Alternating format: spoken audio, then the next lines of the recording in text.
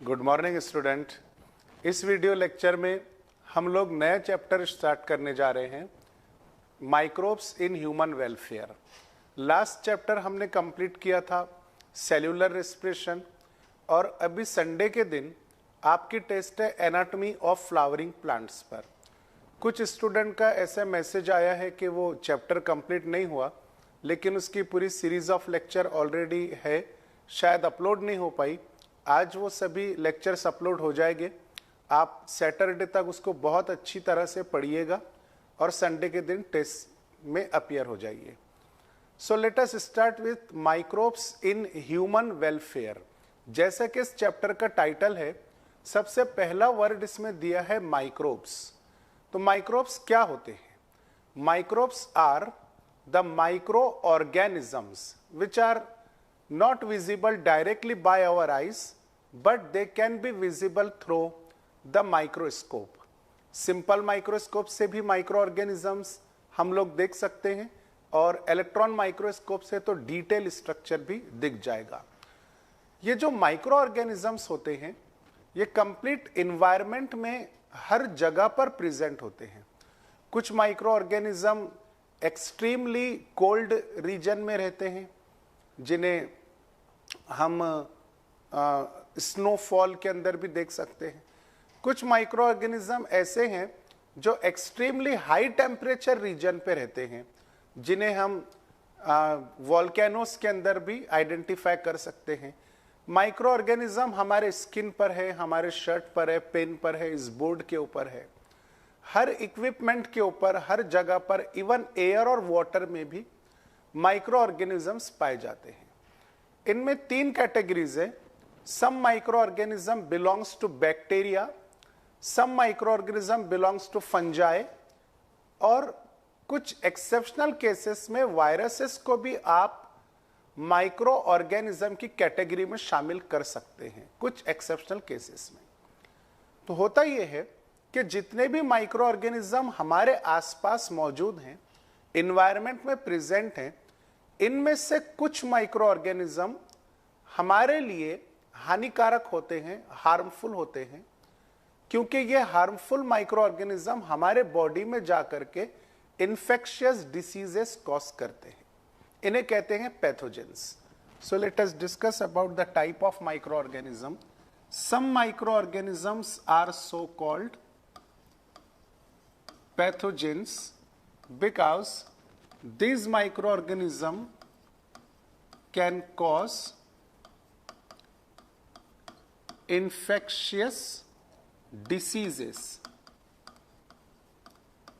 जैसा ट्यूबरक्यूलोसिस है, mycobacterium tuberculosis, ये टीबी कॉज करता है। साल्मोनेला टाइफाइम्यूरियम है, ये टाइफॉइड डिसीज कॉज करता है। ऐसे कई ऐसे माइक्रोब्स हैं जो डिसीज कॉज करते हैं, उन्हें कहा जाएगा पैथोजन।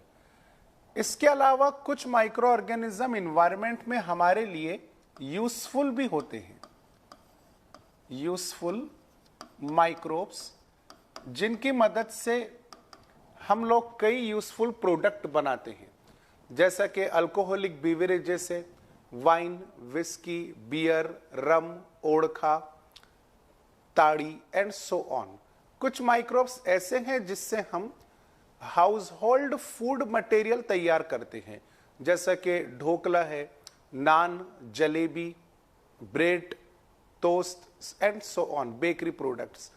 कुछ माइक्रो ऑर्गेनिज्म से हम लोग कर्ड तैयार कर लेते हैं, जैसे लैक्टिक एसिड बैक्टीरिया, अभी डिटेल आएगी उसकी। कुछ माइक्रो ऑर्गेनिज्म से हम लोग चीज तैयार करते हैं। माइक्रो ऑर्गेनिज्म फर्मेंटेड फूड बनाने के काम में आते हैं, जैसा कि fermented fishes, fermented soybean, fermented shoot apex of the bamboo and so on. ये माइक्रो ऑर्गेनिज्म जो हमारे लिए यूजफुल हैं, इनसे हम एंटीबायोटिक भी आइसोलेट कर सकते हैं, ऑर्गेनिक एसिड आइसोलेट कर सकते हैं, विटामिन्स आइसोलेट कर सकते हैं, एंजाइम्स आइसोलेट कर सकते हैं, और बहुत सारे यानी varieties of product can be isolated, isolate यानी निकालना, from this useful micro organism. In this particular chapter we are dealing with only useful micro organisms. Okay, तो माइक्रो ऑर्गेनिज्म के यूज हम किस तरह से कर सकते हैं, इसके अलग अलग कैटेगरीज हमको बना के दे दी गई हैं। जैसे कि फर्स्ट कैटेगरी है microbes in household production. Household production यानी household production of food material. यहां पे मैं एग्जांपल्स लिखते जाऊंगा, आपको एज इट इज ये याद कर लेना है, आपके पास में लिख लेना है। सबसे पहले हम लिखेंगे डफ which is prepared for dhokla. डफ is also prepared for naan, jalebi and varieties of product. So this duff of dhokla, naan, jalebi, idli के लिए डफ प्रिपेयर किया जाता है, डोसा बनाने के लिए भी डफ प्रिपेयर किया जाता है। ये वो हाउसहोल्ड फूड है जो माइक्रोब्स की हेल्प से बनाए जाते हैं। Microorganism which is require for preparation of dough for all this product is Saccharomyces cerevisiae। Saccharomyces cerevisiae, this is a fungus, unicellular eukaryotic fungi. And you also know that this Saccharomyces cerevisiae is commonly called as yeast. East का सबसे ज्यादा इस्तेमाल होता है food material बनाने के लिए। तो this is first example in which food material are produces by using the micro organism that is fungus Saccharomyces cerevisiae, commonly called as yeast. Second example is preparation of curd from milk. Curd का मतलब होता है दही। कई मर्तबा हम लोग use करते हैं और यूज करना चाहिए क्योंकि ये हमारे डाइजेस्टिव सिस्टम के लिए बहुत ही ज्यादा अहम है, इंपॉर्टेंट है। और न्यूट्रिशनल वैल्यू कर्ड की जो होती है वो मिल्क से भी ज्यादा हाई होती है क्योंकि इस कर्ड में विटामिन B12 प्रेजेंट होता है। कैसे बनता है विटामिन B12 हम स्टडी करने जा रहे हैं। देखिए जब कर्ड बनाया जाता है तो आप लोग जानते हैं कि फ्रेश मिल्क में एक छोटा सा स्पूनफुल कर्ड हमको ऐड करना होता है। ये जो स्पूनफुल कर्ड ऑलरेडी प्रेजेंट है जिसको हमने मार्केट से लाए हैं, इस स्पूनफुल कर्ड को मिल्क में हम ऐड करेंगे। इसे कहा जाएगा inoculum which is also called as starter. This small amount of curd contain millions of bacteria, millions of lactic acid bacteria. Lactobacilli भी कह सकते हैं आप इसको, यहां पे लिख देता हूं लैक्टोबैसिलाई और lactobacillus. So when this spoonful curd is added into the fresh milk, now what will happen during or when this bacteria get favorable temperature or optimum temperature, all these bacteria get multiplied in the milk. Bacteria की जितनी quantity inoculum के through milk में add हुई है, ये bacteria अपने आप को फिर से मल्टीप्लाई करेंगे और पूरे मिल्क में फैल जाएंगे।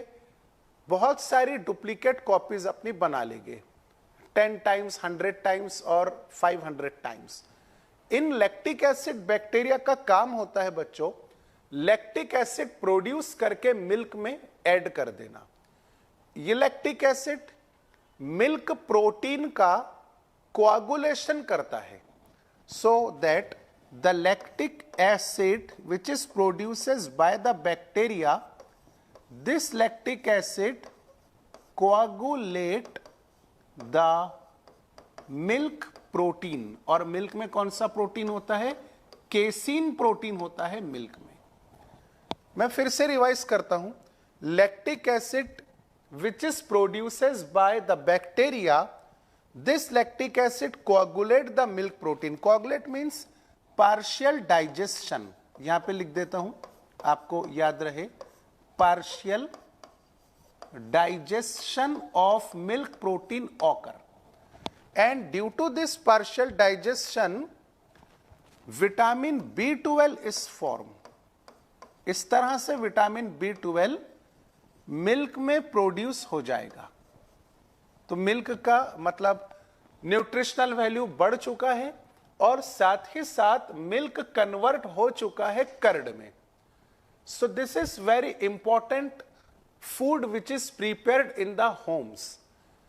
ये जो कर्ड होता है हमारे स्टमक में डिसीज कॉजिंग बैक्टीरिया को किल करने का भी काम करता है और इसकी न्यूट्रिशनल वैल्यू ज्यादा है, इसीलिए कई लोग कर्ड को कंज्यूम करना बहुत ज्यादा पसंद करते हैं।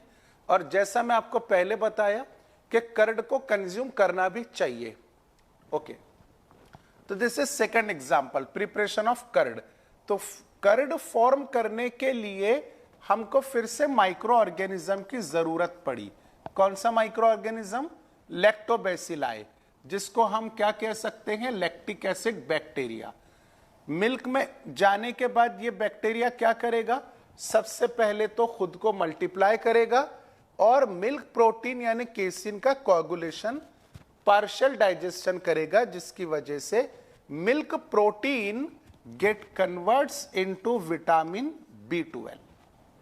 Okay, and curd is form. Next example is preparation of tadi. Spelling इसकी टॉडी है, प्रोनाउंसिएशन आप इसका सही लेना चाहिए आपने, ताड़ी। This is a drink which is most commonly used in South India. South Indian लोग इसे बहुत ज्यादा पसंद करते हैं। बहुत सारे फेस्टिवल्स में या जब कोई खुशी का फंक्शन होता है उसमें ताड़ी का कंजम्पशन होता है। This toddy is prepared by the process of fermentation. Fermentation of, देखिए दो चीजें हैं, एक सबस्ट्रेट जिसका फर्मेंटेशन होता है और दूसरा माइक्रो ऑर्गेनिज्म जो फर्मेंटेशन परफॉर्म करता है। जैसे एग्जांपल हमने कर्ड में देखा कि कर्ड फॉर्म करने के लिए सबस्ट्रेट है मिल्क, लेकिन जो माइक्रो ऑर्गेनिज्म है उसका नाम है लैक्टोबैसिलस। यहां पर भी ताड़ी प्रिपेयर करने के लिए आपके पास में सबस्ट्रेट है सैप ऑफ पाल्म।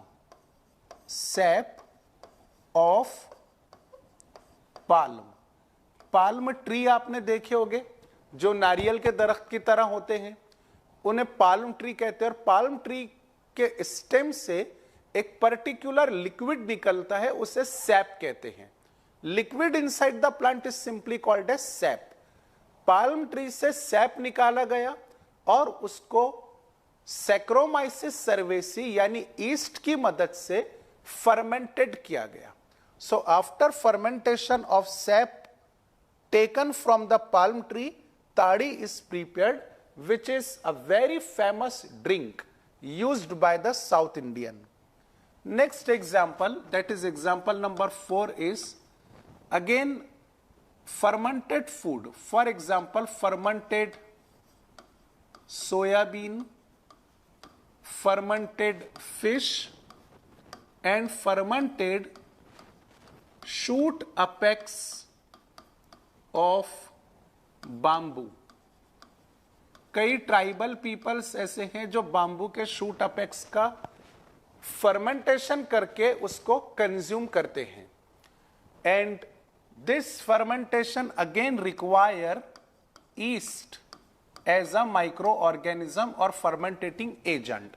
तो these are the food which are prepared by fermentation, and fermentation is performed by yeast. Next example is cheese. ये बहुत ही कॉमन और इंपॉर्टेंट फूड है जो कई मर्तबा हम लोग यूज करते हैं। चीज के अलग अलग फ्लेवर होते हैं, अलग अलग टेक्सचर होते हैं और डिफरेंट टेस्ट होते हैं। So there are so many different varieties in the cheese, depend on different textures, different taste and different flavors. Okay, two common cheese which are used in our country is, first one is Swiss cheese and second one is Roquefort cheese. Roquefort cheese. Swiss cheese is porous. Porous का मतलब होता है कि इस चीज में बहुत सारे होल होते हैं, बहुत सारे पोर्स होते हैं, and these pores contain high amount of carbon dioxide. So carbon dioxide is produces in more amount. Carbon dioxide Roquefort cheese में भी प्रोड्यूस होगी, ऐसा नहीं कि रॉकफोर्ट में कार्बन डाइऑक्साइड नहीं होती है, लेकिन comparatively high amount of carbon dioxide is produce inside the Swiss cheese. Swiss cheese को फॉर्म करने के लिए एक बैक्टीरिया रिस्पॉन्सिबल है। उस बैक्टीरिया का नाम मैं यहां पे लिख रहा हूं, आपको याद करने इसका नाम, Propionibacterium. Propionibacterium shermanii. So Propionibacterium shermanii is a bacteria microorganism which is used to produce the Swiss cheese. Now second type of cheese is Roquefort cheese. This cheese contain low amount of carbon dioxide as compared to Swiss cheese, and this cheese is prepared by the microorganism. The name of microorganism is Penicillium roqueforti। Penicillium की बहुत सारी अलग अलग species होती हैं। कुछ species ऐसी हैं जिनसे एंटीबायोटिक हम लोग आइसोलेट करते हैं, और कुछ स्पेसीज ऐसी हैं जिससे other than antibiotic different product isolate किए जाते हैं। यहां पर पेनिसिलियम की कौन सी स्पेसीज है? Roqueforti, which is used to produce the Roquefort cheese. So these are the different type of food material which are prepared in our home by using the microorganism. Microorganism का हम दूसरा function देखते हैं। Some microorganisms are used in preparation of organic acid. So category number 2 is microorganism for production in organic acid. हालांकि ये NCERT book में नहीं है, लेकिन एग्जाम में पूछने के चांसेस होते हैं, इसलिए याद रखिएगा। मैं कुछ 3 या 4 ऑर्गेनिक एसिड के नाम लिख देता हूं और उन माइक्रो ऑर्गेनिजम्स के नाम जिनसे ये ऑर्गेनिक एसिड प्रिपेयर किए जाते हैं। So first is citric acid, state board में है ये दिया हुआ। Second one is gluconic acid. Citric acid and gluconic acid, both of these two organic acid are prepared by using the fungus Aspergillus niger. Aspergillus niger is a fungi microorganism which is used to prepare citric acid as well as gluconic acid. Next example is acetic acid, और पहले हम ले लेते हैं fumaric acid. Fumaric acid is produced by using fungi, Rhizopus, arrhizus. नाम, pronunciation और spelling सब एकदम एप्रोप्रिएट होनी चाहिए।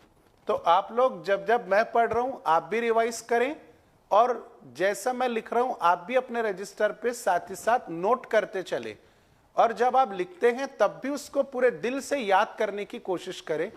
फर्स्ट स्ट्रोक में जब आप याद करते हैं तो वो आपके सबकॉन्शियस मेमोरी में बैठ जाता है, जो कभी इजीली भुलाया नहीं जाता। इसीलिए फर्स्ट स्ट्रोक में ही याद करने की कोशिश करें। So fumaric acid is isolated from Rhizopus arrhizus. Fourth and last example is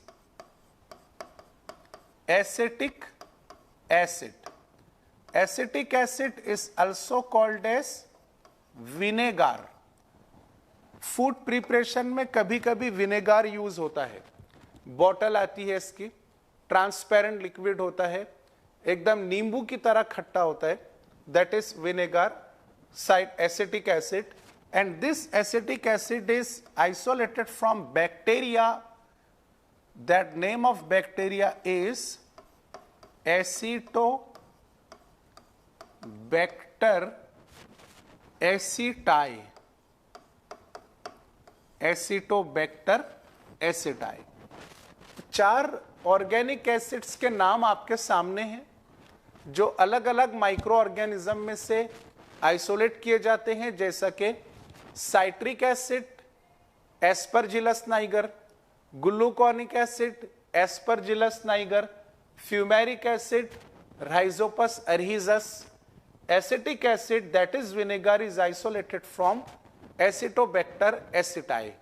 हमको इस चैप्टर में इसी तरह से उन माइक्रो ऑर्गेनिजम्स के नाम देखना है जिनसे हम यूजफुल प्रोडक्ट आइसोलेट करते हैं, और प्रोडक्ट के भी नाम हमको स्टडी करना जरूरी है। नेक्स्ट थिंग बच्चों, कुछ माइक्रो ऑर्गेनिजम्स ऐसे भी हैं जिनसे एंटीबायोटिक आइसोलेट की जाती है। ये सबसे इंपॉर्टेंट टॉपिक हो सकता है इस चैप्टर का, एंटीबायोटिक। इसका एक डिटेल केस स्टडी है, हम लोगों को स्टेट बोर्ड में भी है और एनसीईआरटी में भी है। तो मैं पहले आपको इसका लिटरल मीनिंग की तरफ लेकर के चलूं। एंटी का मतलब होता है अगेंस्ट, और बायोटिक का मतलब होता है life, against life.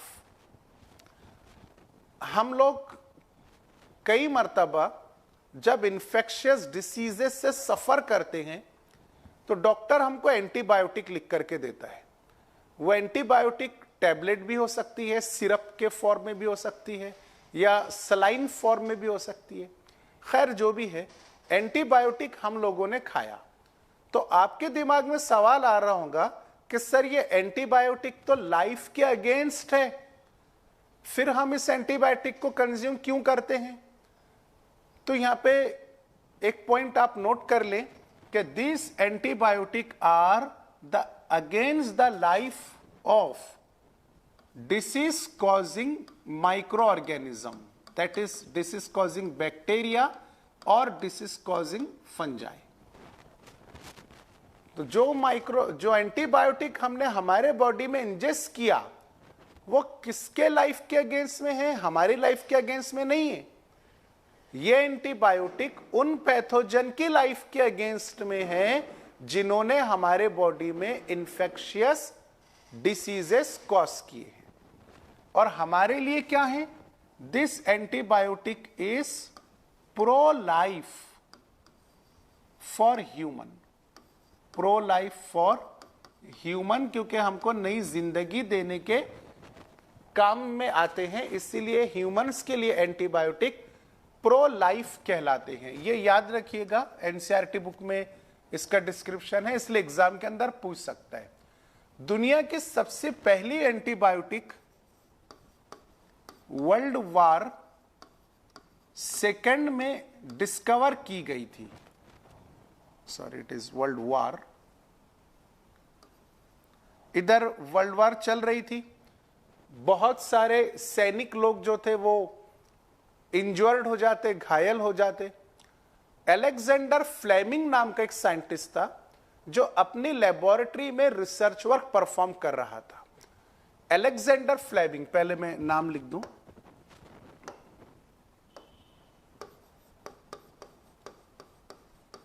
Alexander Fleming, ये वो साइंटिस्ट है जिसने सबसे पहली मर्तबा एंटीबायोटिक की डिस्कवरी की और इसको नोबेल प्राइज फॉर पीस भी मिला था उस समय, क्योंकि एंटीबायोटिक बहुत काम आ गई थी जो इंजर्ड सोल्जर्स थे उनके काम में।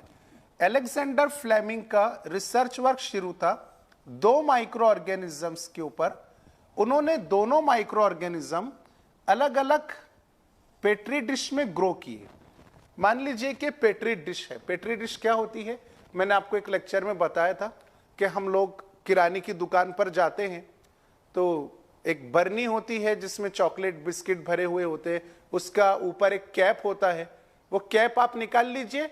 बस उसी तरह की कांच की बनी हुई पेट्री डिश होती है जिसमें न्यूट्रिएंट मीडिया ऐड किया जाता है। Nutrient media means food for micro organism, और इस न्यूट्रिएंट मीडिया के ऊपर माइक्रो ऑर्गेनिज्म को ग्रो किया जाता है।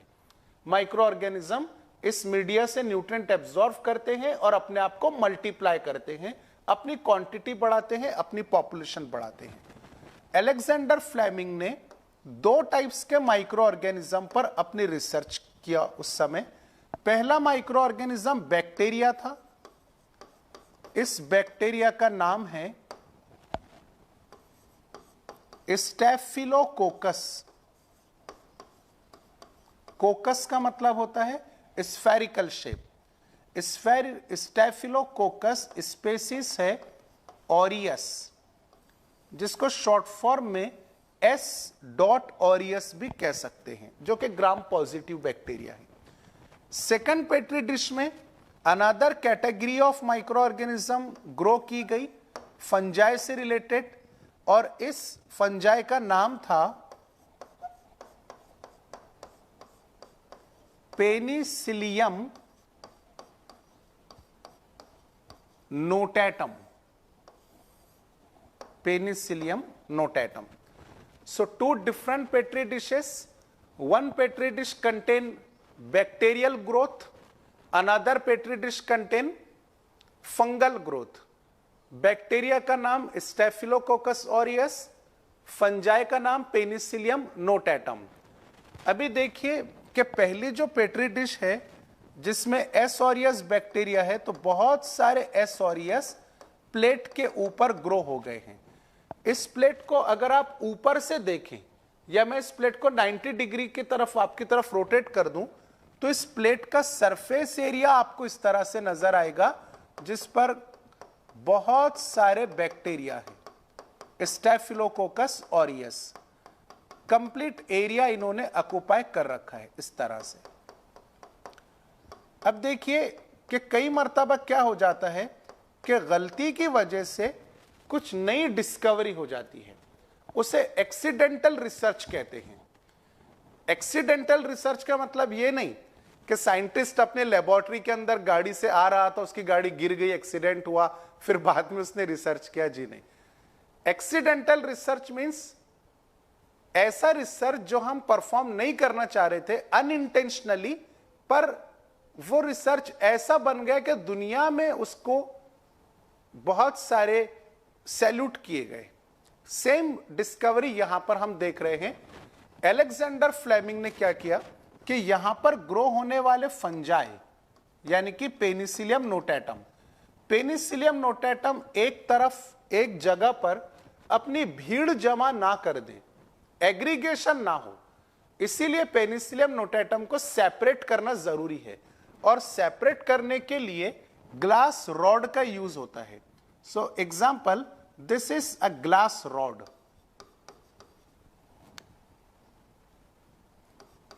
ग्लास रॉड, ग्लास रॉड से बैक्टीरिया को सेपरेट किया गया। तो स्टैंडर्ड प्रोसीजर यह है कि पहले इस ग्लास रॉड को निकाला जाएगा, इसको अच्छी तरह से वॉश किया जाएगा, इथेनॉल से वॉश किया जाएगा, ताकि एक भी सेल फंगस का बाकी ना रहे, क्योंकि इस रॉड को हम अब स्टैफिलोकोकस ऑरियस को सेपरेट करने के लिए यूज करने जा रहे हैं। तो एक माइक्रोब से निकाली गई रॉड को पहले धोया जाएगा दूसरे माइक्रोब्स में यूज करने से पहले पहले। ओके, लेकिन एक्सीडेंटली, अनफॉर्चुनेटली, अलेक्जेंडर फ्लेमिंग ने इस ग्लास रॉड को यूज किया पेनिसिलियम नोटाटम पर और वॉश करना भूल गया। इस भूल की वजह से एंटीबायोटिक डिस्कवर हुई। देखो कैसे, ग्लास रॉड से पेनिसिलियम नोटाटम सेपरेट किए गए, रॉड को निकाला गया, अनवॉश्ड रॉड जिसको धोया नहीं गया, उसी रॉड से पेनिसिलियम स्टैफिलोकोकस ऑरियस के सेंटर में वो रॉड रख दी गई। मतलब इस पिक्चर में आप देखेंगे तो यहां पर रॉड का पॉइंट आ गया। कुछ देर के बाद अलेक्जेंडर फ्लेमिंग ने ऑब्जर्व किया कि जिस सेंटर पर रॉड रखी गई वहां से बैक्टीरिया दूर दूर चले गए और एक पर्टिकुलर बाउंड्री बन गई जिसे नाम दिया गया zone of inhibition. Zone of inhibition यानी ऐसा जोन जिसमें बैक्टीरिया को आना अलाउड नहीं है, ऐसा जोन जिसमें बैक्टीरिया की एंट्री इनहिबिट हो गई है। तो इसे नाम दिया गया zone of inhibition. Alexander Fleming ने बहुत सोचा कि ऐसा क्यों हुआ, पेनिसिलियम नोटाटम की वजह से बैक्टीरिया दूर दूर क्यों भाग गए। फिर बाद में उसके दिमाग में एक ख्याल आया कि हो सकता है कि इस पेनिसिलियम नोटाटम में कुछ ऐसे केमिकल्स हो गए जिसकी वजह से बैक्टीरिया दूर दूर चले गए, बैक्टीरिया की ग्रोथ उस जोन में नहीं हो पाई। फिर सोचा अलेक्जेंडर फ्लेमिंग ने कि अगर किसी आदमी को, अगर किसी पेशेंट को स्टैफिलोकोकस ऑरियस का इन्फेक्शन बॉडी में हो जाए और हम इसको पेनिसिलियम नोटाटम दे दे तो वही होगा जो पेट्री डिश पर होगा। पेनिसिलियम नोटाटम बॉडी में जाएगा और स्टैफिलोकोकस ऑरियस भाग जाएंगे। समझ में आ रही बात? इस तरह से अलेक्जेंडर फ्लेमिंग ने अपने दो असिस्टेंट रिसर्चर्स को एक काम दिया। दोनों में से एक का नाम था चेन और दूसरे का नाम था फ्लोरे। चेन और फ्लोरे इन दोनों ने पेनिसिलियम नोटाटम को अपनी अलग लेबोरेटरी में लेकर गए, सभी केमिकल सेपरेट किए क्योंकि 50 और सैकड़ों केमिकल होते हैं फंगस में, बैक्टीरिया में भी, हर ऑर्गेनिज्म में। तो फंगस से सारे केमिकल कंपोनेंट सेपरेट किए। फिर स्टैफिलोकोकस ऑरियस की एक फ्रेश प्लेट बनाए, उस पर सभी एस ऑरियस बैक्टीरिया की ग्रोथ किए। एक एक chemical one by one check किया गया कि इन सैकड़ों केमिकल्स में से जो पेनिसिलियम नोटाटम से निकाले गए वो कौन सा केमिकल है जिसकी वजह से बैक्टीरिया दूर चले जाते हैं, है ना। एक केमिकल उनको मिल गया, फ्लोरे और चेन को। उस केमिकल को इन्होंने अलेक्जेंडर के पास लेकर के आए कि भाई वो जो फंगस है पेनिसिलियम नोटाटम, कंप्लीट फंगस नहीं बल्कि उसमें एक पर्टिकुलर केमिकल ऐसा है जो एस ऑरियस बैक्टीरिया की ग्रोथ का अपोज करता है। एस ऑरियस की लाइफ के अगेंस्ट वो केमिकल निकाला गया था। अलेक्जेंडर फ्लेमिंग ने उस केमिकल का नाम रख दिया पेनिसिलिन। स्पेलिंग पे ध्यान दीजिए, आखिरी में सफिक्स आ गया IN।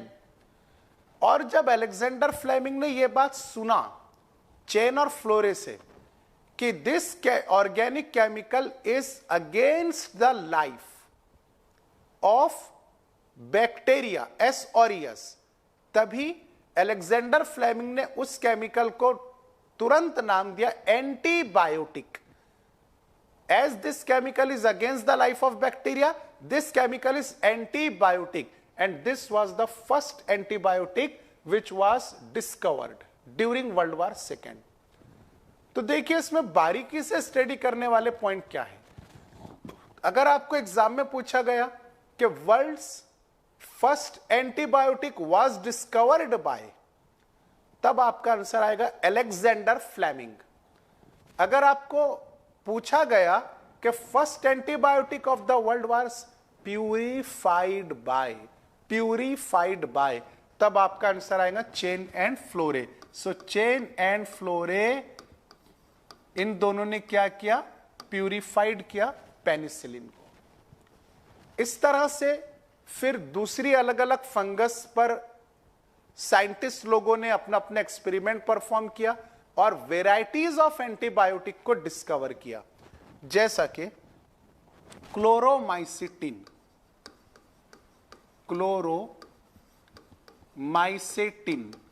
ये एंटीबायोटिक है। जनरली एंटीबायोटिक के नाम के आखिरी में IN सफिक्स आता है। ये कोई रूल नहीं है, लेकिन जनरली ऐसा होता है। Another antibiotic is erythromycin. फिर अभी जो हमने स्टडी किया दैट इज पेनिसिलिन, देन क्राइसोमाइसिटिन। बहुत सारे एंटीबायोटिक है। क्लोरोमाइसिटिन को आइसोलेट किया गया एक फंगस में से, उस फंगस का नाम है स्ट्रेप्टोमाइसिस, और स्पेसीज का नाम भी आपको याद रखना है वेनिज्यूली। वेनिज्यूला एक सिटी का नाम है अमेरिका में, वहां पे सबसे पहले यह फंगस पाई गई थी, इसीलिए फंगस की स्पेसीज का नाम रख दिया गया venezuelae. Erythromycin is also isolated from the fungus Streptomyces, but species is different. Species is Streptomyces. Species का नाम अगर याद नहीं तो SP डॉट भी आप लिख सकते हैं, चल जाएगा। ओके, इरिथ्रोमाइसिस इरिथ्रासिस की स्पेसीज, एक मिनट, इरिथ्रोमाइसिस इरिथ्रियस, याद रखना है परफेक्टली। अगर याद नहीं रहा तो SP भी लिखे तो चल जाएगा।